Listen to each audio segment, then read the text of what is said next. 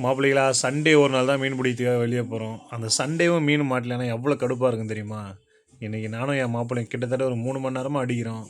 Strike அடி தான், ஆனால் மிஸ் ஆகிடுது. என்ன மாப்பிள்ள கடுப்பாக இருக்கிற?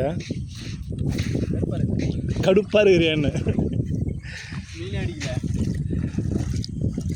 எல்லா நாளும் மாடா மீன் அடிக்கும். ஸ்ட்ரைக் வச்ச அதுக்கெல்லாம் நேரம் டைம். என்ன ஃப்ராக் போட்டுக்கிறேன்?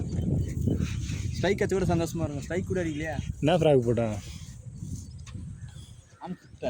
ஆம்ஸ்டர் இது கட்ட ஆம்ஸ்டர் மென்டல் கேட்டின் pillar, cater pillar, deep ஃபண்டர் V5.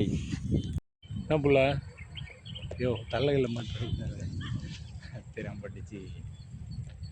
Costing பண்ணு. இங்கே